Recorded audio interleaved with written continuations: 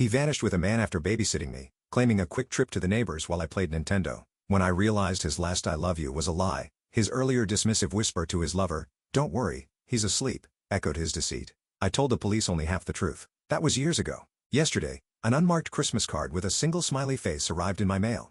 I think I know what happened to my sister. My older sister disappeared when I was just a kid, and her case became one of those unsolved mysteries that people still talk about in our town. I vividly remember watching my parents, their faces etched with worry, doing interviews in our kitchen with reporters asking the same questions over and over. I think I finally understand what really happened to her. I was so young back then that most of my memories are fuzzy, but I know I adored her more than anything. She used to take me on bike rides around the neighborhood, me sitting in this little basket on the front, which wasn't something most teenagers wanted to do with their little brothers. In the weeks before she vanished, I remember her staying home to watch me while our parents worked. I spent most of my time in my bedroom glued to my Game Boy Color, not really paying attention to anything else. This woman started coming over to visit and she was definitely older, maybe around my mom's age. My sister always made me go to my room whenever the doorbell rang, and after the woman left, she would give me extra cookies or let me stay up late if I promised not to mention the visits to anyone. Being a kid who only cared about video games and snacks, I agreed without thinking twice about why it mattered. The day before everything changed, I saw something that stuck with me even though I didn't understand it at the time. I was in the living room when the woman came over, and I looked up from my cartoons just as she leaned in and kissed my sister on the lips. They held each other for a long moment, and neither of them seemed worried that I was watching. The woman smiled and waved at me, and I waved back before turning back to my TV show like nothing unusual had happened. Later that night, I dozed off on the couch, but woke up when I heard whispering by the front door. My sister was saying something about me being asleep, and the woman's voice was too quiet to hear clearly. Then my sister said something that included the word visit, though I couldn't tell if she said visit them or visit her. The woman's voice got louder, and she said no firmly. I caught pieces of words like plan and town before I drifted back to sleep. The next morning started like any other day with our parents already gone to work and my sister acting strange, checking the wall clock every few minutes. Around lunchtime, she came into my room and asked if I wanted to go for a bike ride, but I was too focused on beating a level in my game and told her no. She asked again, almost pleading with me, but I shook my head without looking up from the screen. She said she needed to go next door to borrow something from our neighbor, Mrs. Miller, and reminded me not to answer the door for anyone except Mom and Dad. I yelled okay because I was frustrated with my game and wanted her to leave me alone. She came over and hugged me tight, telling me she loved me before walking out. That was the last time I ever saw her. Now that I'm older, I understand what was happening between her and that woman. The memories started flooding back recently, and I can't stop thinking about how everything makes sense now. I believe my sister ran away with that woman to start a new life somewhere far from here. During my first year at community college, our debate team won a state championship, and our photo ended up in several newspapers with the school name clearly visible. A week later, a package arrived at my dorm with no return address. Inside was a box filled with candy, and I assumed my parents sent it. So I tossed the note without reading it and started eating the treats. It was all my childhood favorites: Skittles, Starburst, Reese's Pieces, and Kit Kats. When I called my dad to thank him, he said neither he nor Mom had sent anything. That's when it hit me that those were the exact candies my sister used to buy for me when she'd sneak me to the corner store after dinner. I dropped the phone, my hands suddenly shaking. The candy scattered across my dorm room floor, colorful pieces rolling under my desk and bed. My roommate wasn't back yet, which was good because I needed to think. I scrambled around on my hands and knees, searching through the trash for that note I'd thrown away without reading. The small trash can by my desk held mostly energy drink cans and crumpled paper from failed essay drafts. I dumped everything onto the floor, sifting through the mess until I found it. A folded piece of paper, slightly stained from coffee grounds. My fingers trembled as I unfolded it. The handwriting made my breath catch. I'd seen it before, years ago, on grocery lists, stuck to our refrigerator and notes left on my bedroom door. The letters were careful, deliberate, like someone trying to disguise their natural handwriting, but not quite succeeding. I saw your photo in the paper. You look just like Dad now. I'm so proud of you. These were always your favorites. I remember. That was it. No signature, no return address, no way to respond. I read it over and over, each word hitting me like a physical blow, she remembered.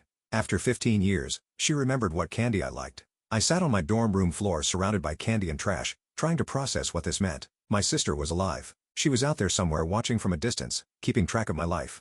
The thought should have made me happy, but instead, I felt a strange mix of anger and confusion. Why now? Why reach out after all this time with just candy and a cryptic note? Did she know what her disappearance had done to our family? Did she care? I thought about calling my parents, but what would I say? Hey, Mom, I think Rebecca sent me candy. They'd probably think I was having a breakdown. Maybe I was. Instead, I called my best friend from high school, Mitchell. He picked up on the third ring, music blaring in the background. Turn down the music, I said. I need to talk to you about something. The music faded. What's wrong? You sound weird. I told him everything, about the candy, the note, the memories that had been surfacing lately. Mitchell had grown up in our town too. He knew about my sister's case, had seen the missing posters that stayed up for years after she vanished. "Holy shit," he said when I finished. "You think she's really alive? The handwriting looks like hers. And the candy, Mitchell. Nobody else would know about those specific candies. We used to sneak to the corner store after dinner when our parents thought we were playing in the backyard. She'd buy me whatever I wanted if I promised not to tell. So what are you going to do?" I didn't have an answer. What could I do? There was no return address, no way to trace where the package came from. For all I knew, she could be living in the next town over or on the other side of the world. "I think I need to go home," I said finally. "Talk to my parents. Maybe look through some old stuff. Want me to come with you?" "No. I need to do this alone, but thanks." After hanging up, I carefully gathered all the candy and put it back in the box along with the note. I couldn't eat it now knowing where it came from. It felt too significant, too heavy with meaning. That night, I barely slept. Every time I closed my eyes, I saw fragments of memory. My sister's face the last time I saw her. The woman who used to visit. The way they looked at each other. As a kid, I hadn't understood what I was seeing. Now, it all made terrible sense. The next morning, I skipped my classes and drove the 2 hours home. My parents' house looked exactly the same as it always had. White siding, blue shutters, the oak tree in the front yard that my sister and I used to climb, but it felt different now, haunted by new understanding. My mom's car was in the driveway. She worked from home now, understanding. My mom's car was in the driveway. She worked from home now, something she'd started after Rebecca disappeared. She couldn't stand being away from the house for too long, always worried she might miss a phone call, might miss Rebecca coming home. I used my key and found her in the kitchen, working on her laptop at the same table where those reporters used to sit. She looked up, surprised. "Owen? What are you doing here? Is everything okay?" I set the candy box on the table. "I need to talk to you about Rebecca." The color drained from her face. It was always like this. Her name alone could shatter the careful normalcy my parents had built over the years. "What about her?" Mom's voice was barely above a whisper. "I've been remembering things about before she left, and I got this package." I pushed the box toward her. She opened it slowly, like it might explode. When she saw the candy, her hand flew to her mouth. She knew. Of course, she knew about the corner store trips, the special treats Rebecca would buy me. Where did this come from? I showed her the note. She read it once, twice, 3 times, tears streaming down her face. "It's her handwriting," she said. "Oh, God, it's her handwriting. Mom, I need to ask you something. The woman who used to come over before Rebecca disappeared, did you know about her?" My mother's tears stopped abruptly. She looked at me with an expression I'd never seen before. Fear mixed with something else. Guilt, maybe. "How do you know about that?" "I remember her. I was young, but I remember. Rebecca would send me to my room, but I saw them together. I saw them." I couldn't finish the sentence, couldn't say the words out loud to my mother. She was quiet for a long moment, then stood and walked to the window. "We found out after she left. The police discovered some things during the investigation. Letters hidden in her room. Photos. Why didn't you tell me? You were 4 years old, Owen. How could we explain that your sister ran away to be with a woman? How could we explain any of it? We didn't even understand it ourselves." The pain in her voice was raw. Even after all these years, I realized then that my parents had been carrying this secret, this knowledge for 15 years. They'd let the town speculate about kidnapping and murder rather than admit their daughter had chosen to leave. Who was she? The woman. Her name was Maria. She was a substitute teacher at Rebecca's school for a few months. She was older, in her 30s. We didn't even know they knew each other until after. I thought about the woman I'd seen, how comfortable she'd seemed in our house, how naturally she'd moved through our kitchen like she belonged there. How long had it been going my sister been planning her escape? "Do you think she's happy?" I asked. "Wherever she is." My mother turned from the window, and I saw she was crying again. "I hope so. God, I hope so. It's the only thing that makes it bearable, thinking she's out there somewhere, living her life, being happy, even if it's without us." We sat together at the kitchen table, the box of candy between us like evidence of a crime or a miracle. I wasn't sure which. My mother told me things I'd never known. How Rebecca had been struggling for months before she left. How she'd become withdrawn and secretive. How my parents had attributed it to normal teenage behavior until it was too late. "The police said she'd been planning it," Mom said. "She'd saved money from her part-time job, had a bag packed and hidden. She knew exactly what she was doing." "Did you try to find her?" "Of course, we did. We hired private investigators, followed every lead, but she didn't want to be found. She was smart about it. No credit cards, no social media, nothing traceable. It was like she just vanished." I thought about my sister, 17 years old, in love with someone she couldn't openly be with, making the impossible choice to leave everything behind. I thought about her watching my life from afar, proud enough to send candy, but too scared or ashamed to do more. "What do we do now?" I asked. "I don't know," Mom admitted. "Your father, this is going to bring it all back for him. He's never really accepted that she left by choice. He still thinks something happened to her, that she was forced somehow." I understood why. It was easier to believe your child was taken than to accept they chose to leave you. It was easier to be a victim than to confront the possibility that you'd failed them somehow. "Should we tell him about the package?" "We have to. But Owen, be gentle with him. This is going to hurt." I stayed home that night waiting for my father to return from work. When he walked in and saw me at the kitchen table with Mom, both of us clearly emotional, He knew something was wrong. "What happened?" he asked, setting down his briefcase. "Is someone hurt?" I showed him the box, the note, watched his face cycle through the same emotions I'd felt. Shock. Disbelief. Hope. He sat down heavily, staring at the candy like it might disappear if he looked away. "It could be anyone," he said finally. "Someone playing a cruel joke." "Dad, look at the handwriting. Look at what she wrote. She saw my photo in the paper. She knows what candy I liked. It's her." He shook his head, but I could see the doubt creeping in. The hope he didn't want to feel. If she's alive, if she's out there, why wouldn't she just come home? "Why do this?" "Because she's scared," Mom said quietly. "Because she doesn't know if we'd want her back after what she did." "Of course, we'd want her back," Dad's voice cracked. "She's our daughter. I don't care about any of it. I just want her home." But even as he said it, I wondered if it was true. Could my parents really accept who Rebecca was, who she'd always been? Could our small conservative town? Or would she always be the girl who ran away, the subject of whispers and speculation? That night, I lay in my childhood bed, staring at the ceiling. Down the hall was Rebecca's room, preserved exactly as she'd left it. I'd snuck in there sometimes over the years, looking for clues, for answers, for some piece of her to hold on to. Now I knew the truth, or at least part of it. My sister was alive. She was out there somewhere with Maria, living a life we knew nothing about. She'd seen my photo in the newspaper and felt, what? Pride, regret, love, enough to risk reaching out even in this small way. I thought about the debate tournament, how proud I'd been when we won. Had she been proud too wherever she was? Did she tell Maria that's my little brother? Did she keep the newspaper clipping? The questions multiplied in the darkness. Where was she living? What name did she use now? Did she think about us as much as we thought about her? Did she know about the years of searching, the private investigators, the false leads that sent my parents spiraling? Did she know that Mom still set a place for her at Christmas dinner every year, just in case? Most of all, I wondered if she'd reach out again. Now that she'd broken 15 years of silence, would there be more? Or was this candy box both a hello and a goodbye? A brief moment of connection before disappearing again. I must have dozed off eventually because I woke to the sound of voices downstairs. My parents were in the kitchen talking in the low tones they used when they didn't want me to hear, but I wasn't a little kid anymore, and I needed to be part of this conversation. I crept down the stairs, avoiding the third step that always creaked. The kitchen light cast long shadows in the hallway as I approached, my parents' voices becoming clearer. "We should have told him years ago," Mom was saying. "He had a right to know. He was a child, Victoria." "What good would it have done?" Dad's voice was strained, exhausted. "Bad enough we had to live with it." "Live with what?" I asked, stepping into the kitchen. They both jumped. Mom's hand went to her chest while Dad's jaw tightened. They exchanged one of those looks that parents perfect over years of keeping secrets. "How much did you hear?" Mom asked. "Enough to know you're still not telling me everything." I pulled out a chair and sat down. "I'm 19 years old. Stop protecting me from the truth." Dad rubbed his face with both hands.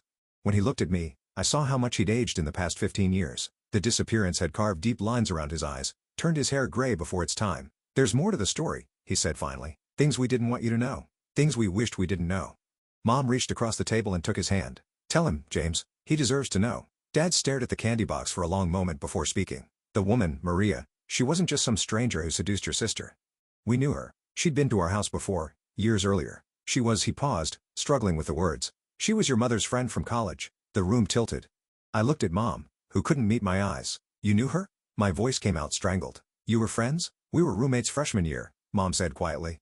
"We lost touch after she transferred schools, but she reached out when she moved here for the teaching job. Said it was fate, ending up in the same town. I was so happy to reconnect. I invited her over for dinner a few times. She met Rebecca, met you." The implications crashed over me. This woman hadn't been some predator who randomly targeted my sister. She'd been welcomed into our home, trusted by my parents. The betrayal cut deeper than I'd imagined possible. "How long?" I asked. "How long before you realized?" "Too long," Dad said bitterly. "We thought it was nice that Maria took an interest in Rebecca. She offered to tutor her in chemistry when her grades started slipping. We were grateful. We were fools." Mom started crying again. The signs were there. Rebecca started dressing differently, wearing makeup. She was happier than she'd been in months. I thought she had a crush on some boy at school. I even teased her about it. I thought back to those fuzzy memories, trying to see them with new clarity. The woman who'd visited hadn't been sneaking around like I'd thought. She'd been brazen, comfortable, secure in the knowledge that my parents trusted her completely. "When did you find out?" I asked. "The day she disappeared," Dad said. "When Rebecca didn't come home, we called everyone. Her friends, their parents, teachers. Maria's phone went straight to voicemail. Her landlord said she'd paid up her lease and moved out that morning. That's when we knew." "But the police found the letters that night," Mom interrupted. "Hidden in Rebecca's room. Love letters, plans. They'd been seeing each other for months. Right under our noses. Maria had been grooming her, convincing her that they had to leave, that we'd never accept them." "Would you have?" I asked. "Accepted them?" The silence stretched too long. Finally, Dad spoke. "I don't know. I want to say yes, but this was 15 years ago. Things were different. We were different, and she was 17, Owen. Maria was 35, even if the other part didn't matter, the age difference alone. She was a child, Mom said firmly. My child and my friend took advantage of her, manipulated her, destroyed our family. I understood their pain, but something didn't sit right. The woman I remembered hadn't seemed manipulative. The way she looked at Rebecca, the way they'd held each other, it had seemed genuine even to my 4-year-old eyes. Maybe she really loved her, I said quietly. Dad's fist slammed on the table, making us all jump. Love? She was a teacher, Owen. An adult who should have known better. She took a confused teenager and convinced her to throw away her entire life. Rebecca made a choice. Rebecca was 17. Dad's voice broke. 17-year-olds don't get to make choices that destroy families. They don't get to just disappear and leave everyone else to pick up the pieces. The rawness of his pain filled the kitchen. I'd never seen my father cry, but tears were streaming down his face now. Mom moved around the table to hold him, and I sat there feeling like an intruder in my own family's grief. I'm sorry, I whispered. I didn't mean no, Dad said, wiping his eyes. No. You have a right to your opinions. You have a right to all of it. We've kept too many secrets for too long. Is there more?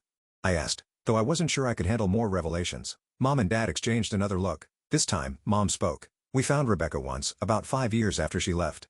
My heart stopped. What? The private investigator we hired tracked them down in Portland. They were living under different names. Rebecca was going by Rachel, Maria by her middle name, Catherine. They had an apartment together, jobs, a life. You found her and didn't bring her home? I couldn't process this new betrayal. You didn't even tell me? She was 22 by then, Dad said.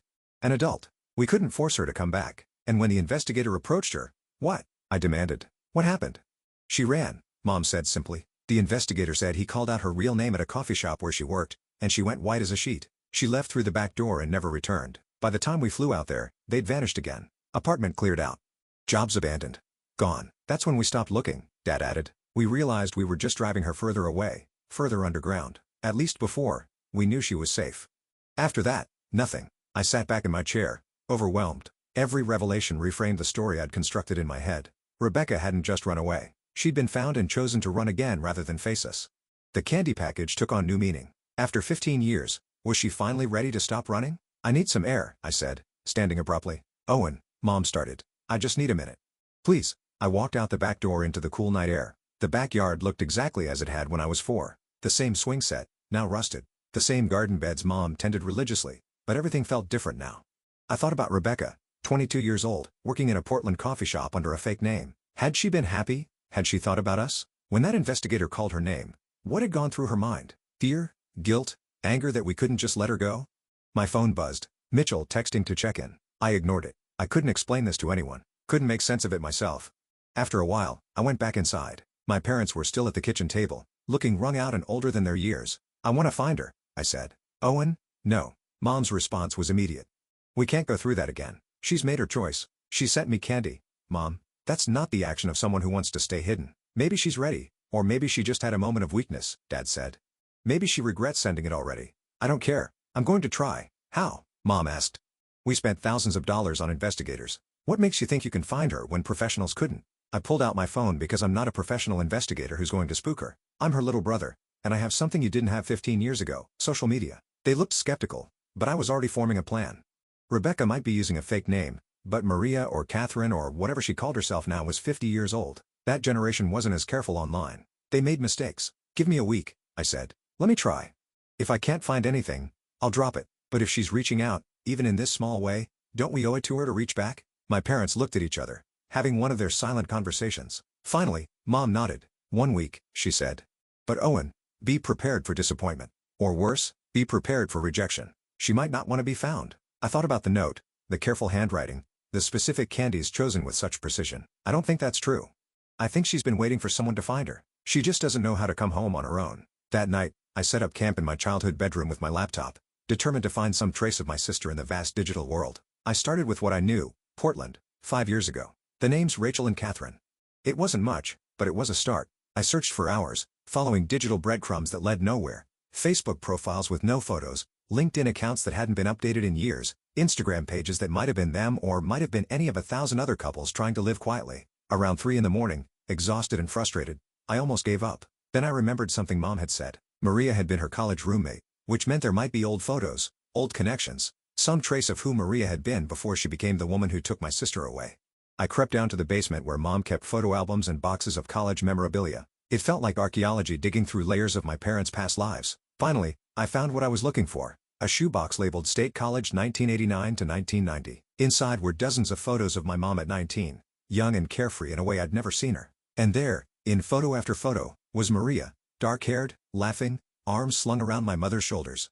They looked like sisters themselves, inseparable. One photo stopped me cold. It was Maria alone, sitting on a dorm room bed, playing a guitar. On the wall behind her was a distinctive poster, some indie band I didn't recognize, but the artwork was memorable, swirling psychedelic colors forming a tree. It was a long shot, but I took a photo of the photo with my phone and did a reverse image search. The band was called Whispering Pines, apparently a one-hit wonder from the late 80s. On a whim, I searched for the band name on Facebook. The third result made my heart race. A private profile with no photo, but the username was Whispering Pines Fan 1990. The account had been created 8 years ago and showed activity as recent as last week. I clicked on the profile, but everything was locked down. No photos, no friends list visible, no information except that the user lived in Pacific Northwest. But there was one thing, a single public post from 3 years ago. It was a shared article about marriage equality in Washington state with the comment, "Finally, love wins."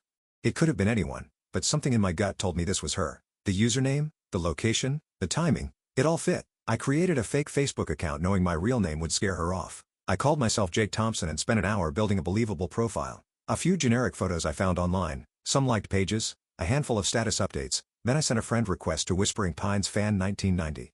I didn't expect a response right away, but I couldn't sleep anyway. I sat there refreshing the page obsessively, waiting for some sign that I was on the right track. At 5 in the morning, the friend request was accepted. My hands shook as I clicked on the profile, now able to see more. There still weren't many photos, but there were a few.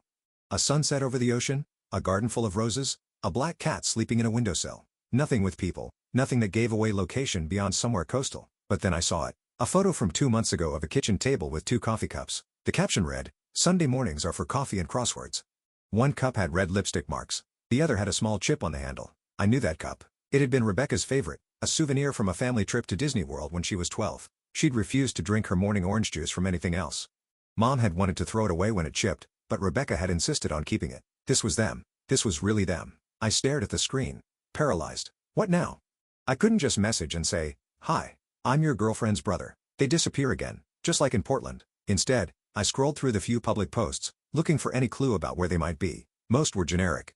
Shared recipes, funny memes, the occasional political post. But then I found one from last year that made me pause. It was a photo of a farmer's market, rows of vegetables and flowers under white tents. The caption said, "Best Saturday morning tradition." In the background, barely visible, was a banner that read MBA River Market, Columbia River.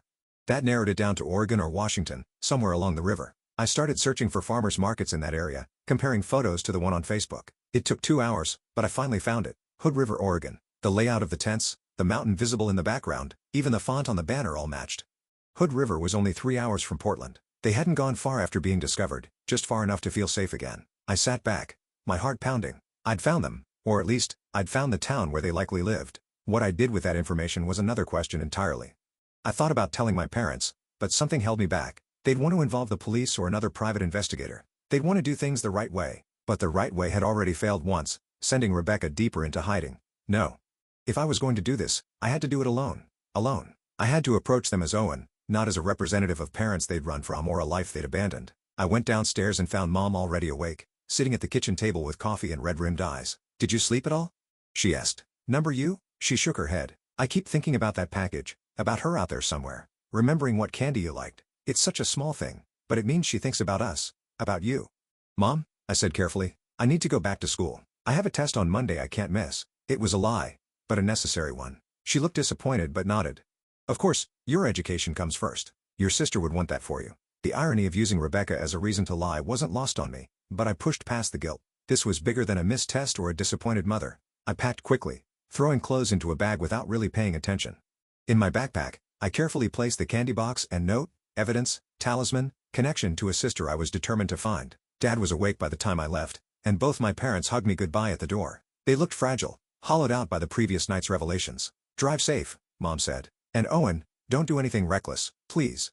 I think she knew I was lying. Mothers always know. But she let me go anyway, perhaps understanding that this was something I needed to do. Instead of heading back to campus, I drove west toward Hood River. The 3-hour drive gave me too much time to think, to second-guess what I was doing.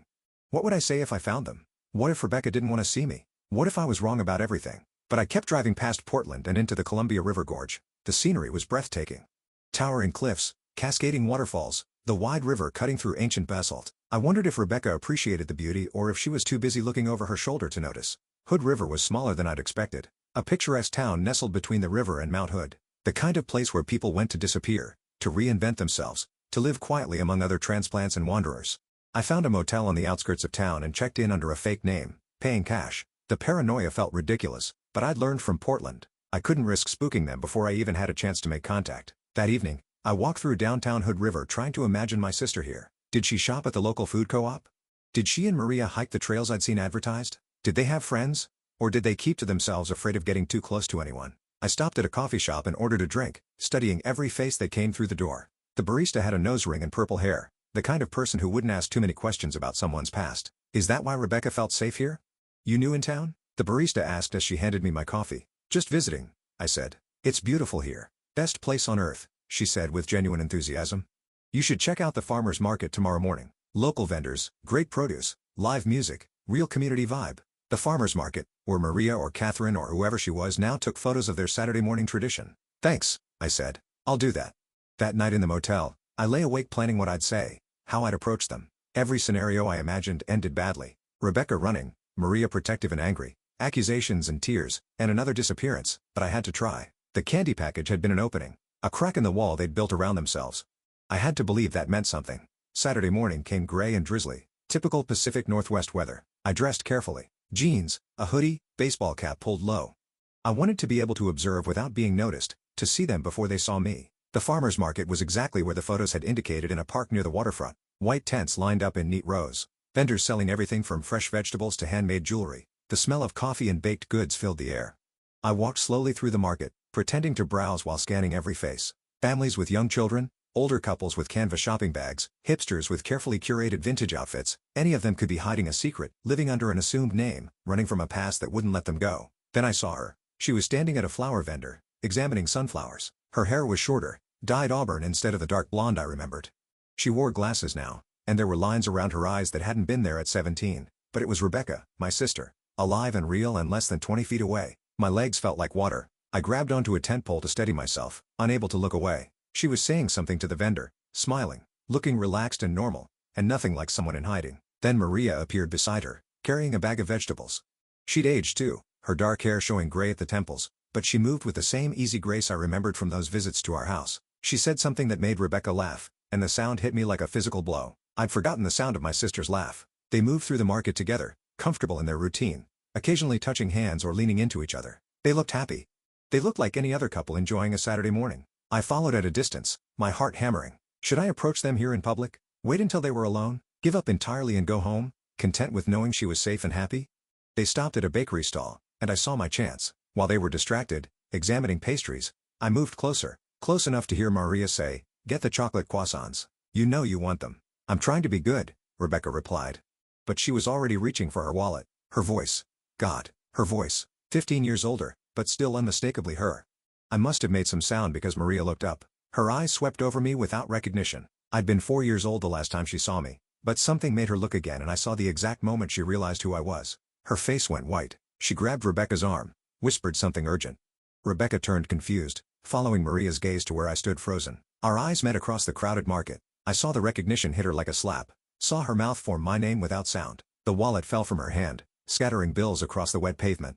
For a moment, nobody moved. Then Rebecca took a step toward me and another, her face a mix of wonder and terror and something that might have been hope. "Owen," she said, and her voice broke on my name. I nodded, unable to speak. She was right there, close enough to touch, but the 15 years between us felt like an ocean. "How?" she whispered. "How did you find us?" I held up the candy box I'd been carrying in my backpack. "You sent this." I had to know. Her hand flew to her mouth. Behind her, Maria looked ready to run, her eyes darting around the market like she was plotting escape routes. "Not here," Rebecca said quickly. "Please, not here." "I'm not here to cause trouble," I said. "I just wanted to see you, to know you were okay." "Owen, you can't. Mom and Dad, did they? They don't know I'm here." I came alone. Some of the tension left her shoulders. She looked at Maria, some silent communication passing between them. Maria nodded reluctantly. "There's a cafe around the corner," Rebecca said. Would you?" "Yes," I said immediately. "Yes, please." We walked in awkward silence. Rebecca and Maria side by side, me trailing behind like a ghost from their past. The cafe was small and nearly empty, smelling of coffee and cinnamon rolls. We took a table in the back corner as far from the windows as possible. "You look like Dad," Rebecca said, staring at me like I might disappear. "Just like him. You said that in your note." She flushed. "I shouldn't have sent that. It was selfish. I saw your picture and I was so proud. My little brother winning championships. I couldn't help myself." "I'm glad you did. We've been looking for you for 15 years, Rebecca." "I know." Her voice was barely audible. "I'm sorry. I'm so sorry." Maria reached over and took her hand. "You don't have to apologize. We did what we had to do." I felt anger flare. "Did you? Did you have to destroy our family? Did you have to let us think she was dead? You don't understand." Maria said. "You were a child. You didn't see what it was like. The way people talked about us. The threats." "What threats?" I interrupted. Rebecca looked down at the table. "Someone saw us together. At school, they left notes in my locker, horrible things.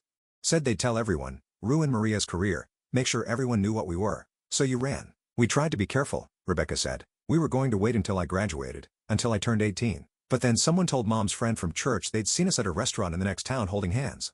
It was only a matter of time before it got back to Mom and Dad." "Would that have been so terrible?" I asked. "They love you. They would've." "Would they?" Rebecca's eyes filled with tears. "Dad couldn't even handle me wearing pants to church. Mom freaked out when I cut my hair short. How do you think they would have reacted to this?" She gestured between herself and Maria. "I wanted to argue, to defend our parents, but I remembered their faces last night. The pain, the betrayal, the anger that still simmered after 15 years. Maybe Rebecca had been right to run." "They found you," I said.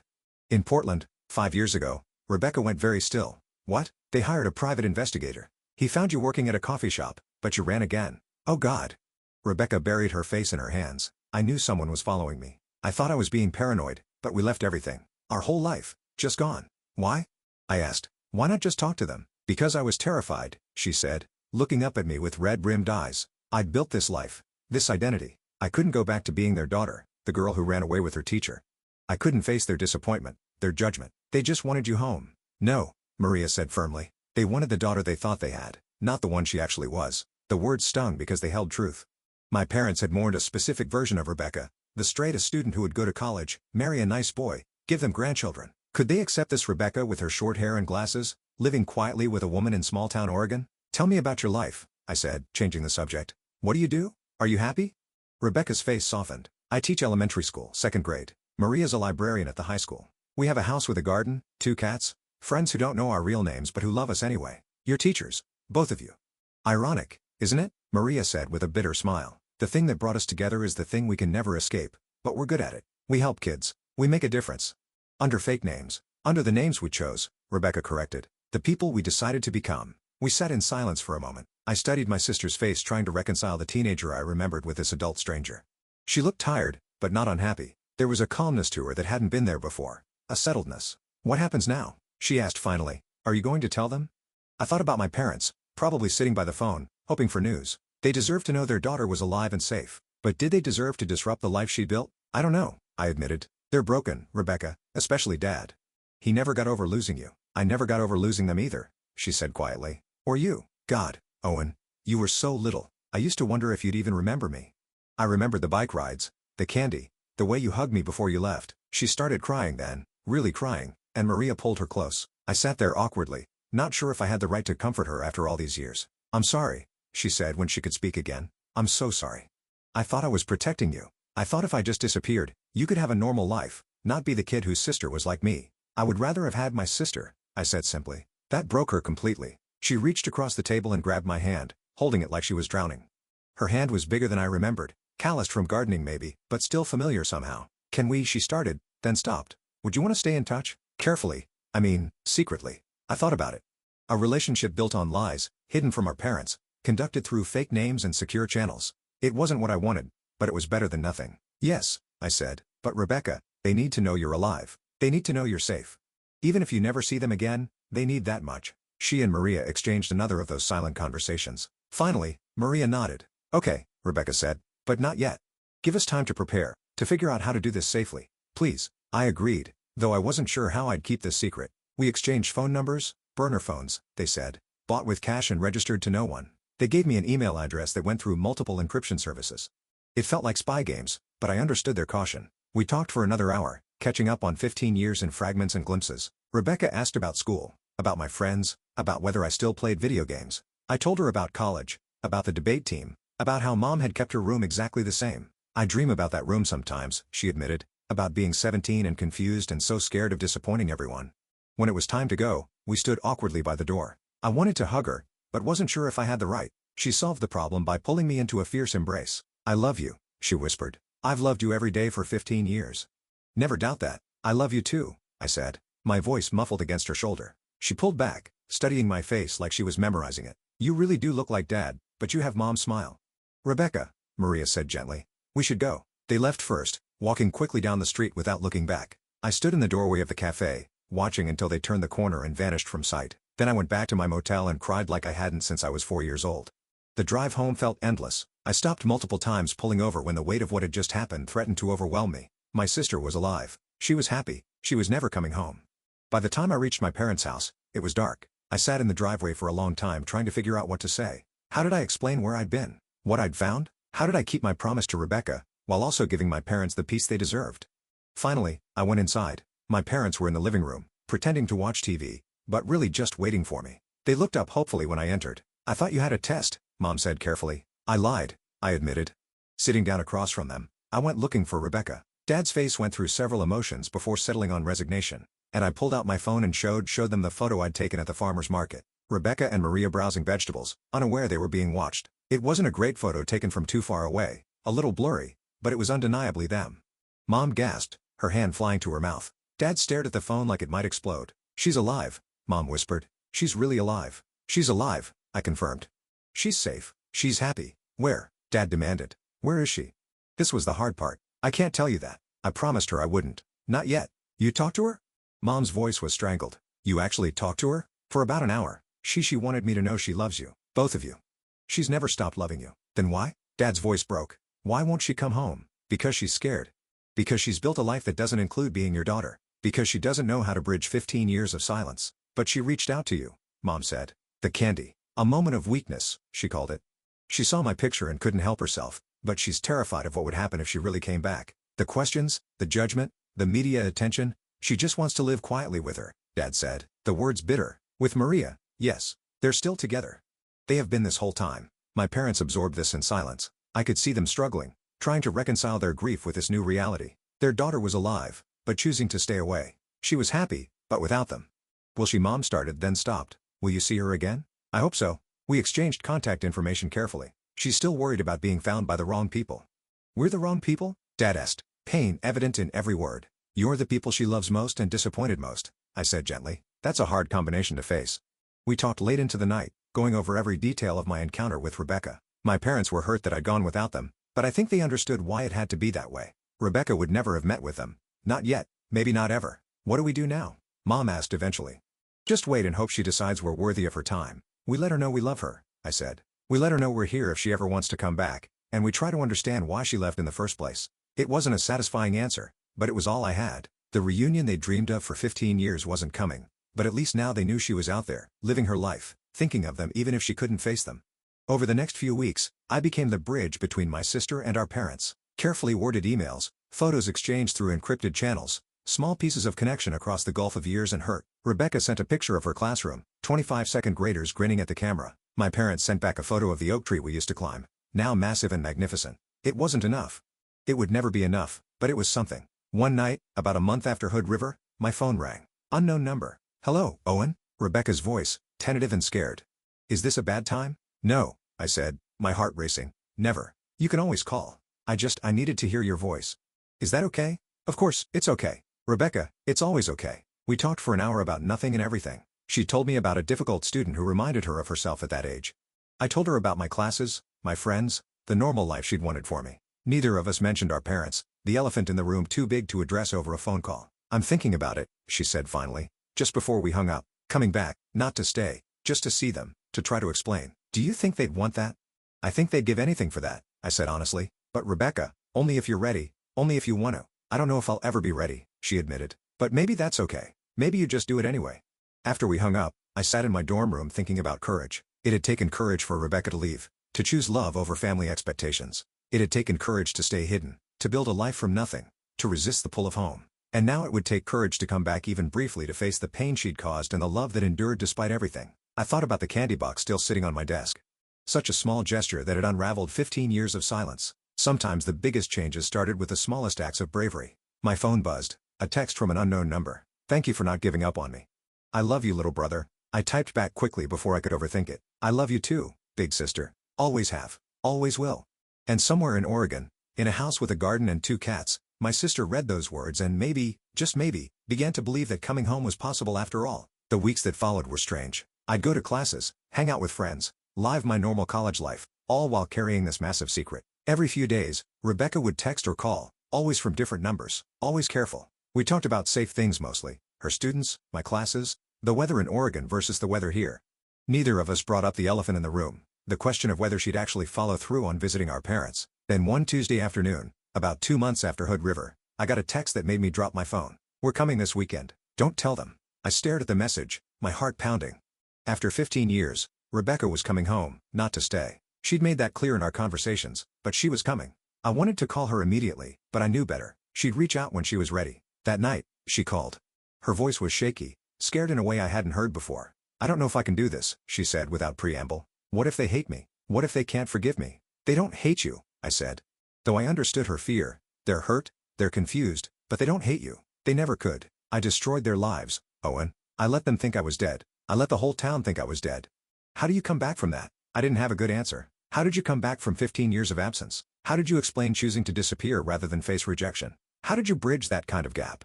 You just do it, I said finally. You show up. You try. That's all anyone can do. She was quiet for a long moment. Then, will you be there? I don't think I can do this without you there. Of course, I'll be there. Rebecca, I'll always be there. We worked out the details. She and Maria would drive down Saturday morning. They'd get a hotel room. She wasn't ready to stay at the house. Too many memories. Too much pressure.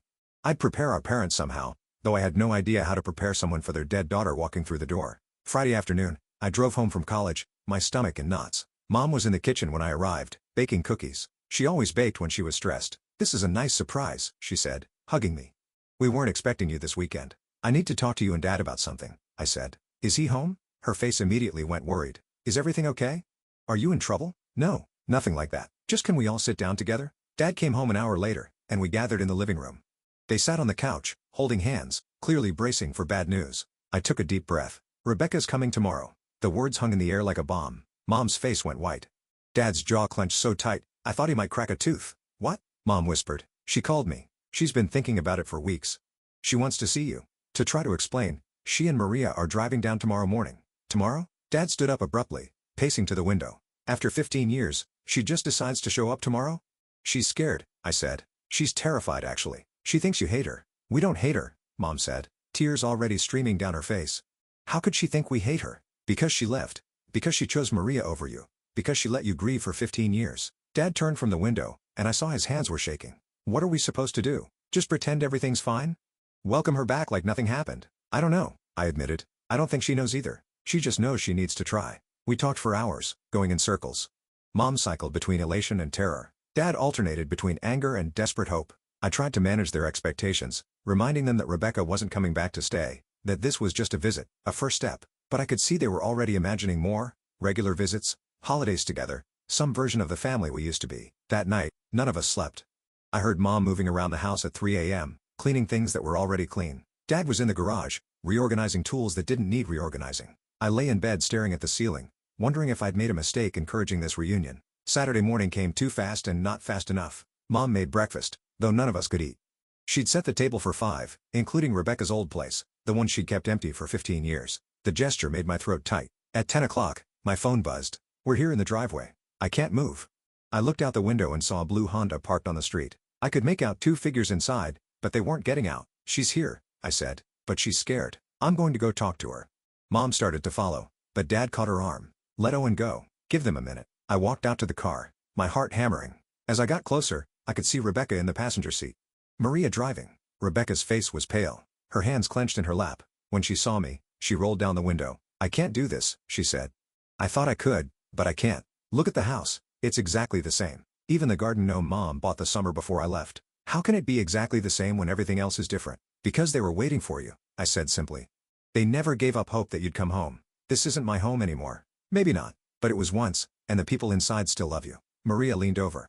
We can leave. If this is too much, we can leave right now. Rebecca looked at her, then at me, then at the house where our parents were undoubtedly watching from behind the curtains. She took a deep breath. I need to do this.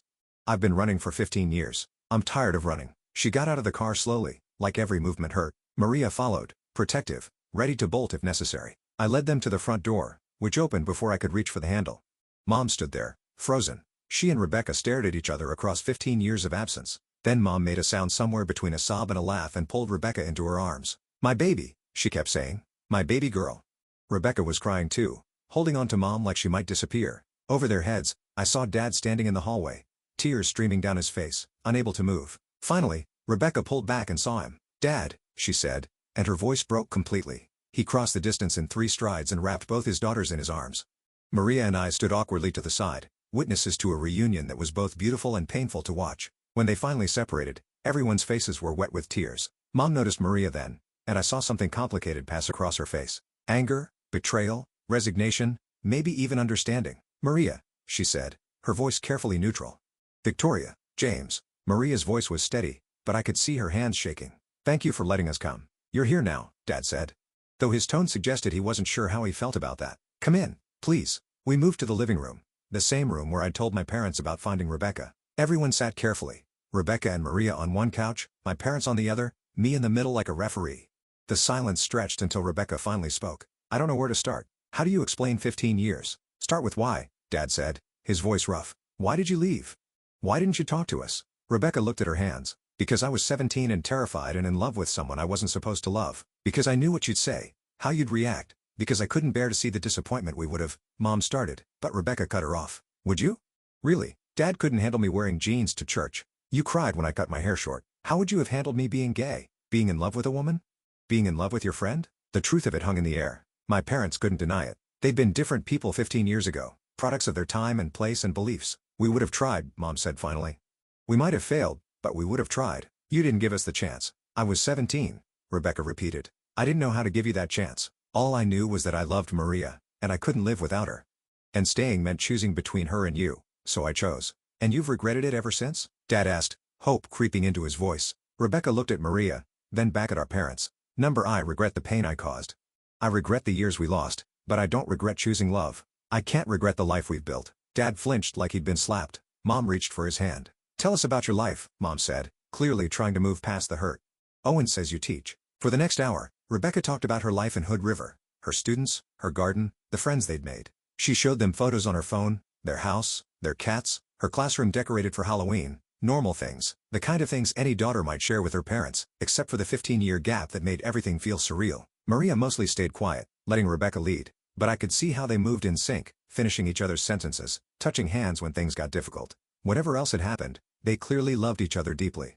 "Why now?" Dad asked eventually. "Why reach out after all this time?" Rebecca looked at me. "Because I saw Owen's picture in the paper, and I was so proud I couldn't breathe. My little brother, all grown up, winning championships. I realized I'd missed everything. His childhood, his teenage years, all of it. And I couldn't stand the thought of missing anymore." "But you still won't come home," Dad said. "It wasn't a question. This isn't my home anymore," Rebecca said gently. "I'm not the person who lived here. I'm not the daughter you lost. I'm someone else now. Someone you don't really know." "We could get to know you," Mom said desperately. "We could try, maybe, but not here. Not in this town where everyone knows the story, where I'll always be the girl who disappeared. I can't be that person." The visit lasted 3 hours. There were more tears, some laughter when Rebecca told stories about her students, long silences when the weight of 15 years pressed down on all of us. When it was time for them to leave, Mom clung to Rebecca like she might never see her again. "Will you?" Mom started, then stopped. "Can we see you again?" "I'd like that," Rebecca said. Maybe you could come to Hood River sometime. See our life, meet us as we are now, not as we were then." It wasn't the reunion my parents had dreamed of, but it was something. A door cracked open after 15 years of being slammed shut. After they left, the house felt empty in a way it hadn't before. My parents sat in the living room holding each other, processing what had just happened. "She looks happy," Mom said finally. "Different, but happy." "She chose them over us," Dad said, the hurt still raw in his voice. "She chose love," I said. "It's not the same thing." We ordered pizza for dinner because no one felt like cooking. We sat around the table, Rebecca's empty chair somehow more present than it had been in years. The absence felt different now. Not the absence of death or mystery, but the absence of choice.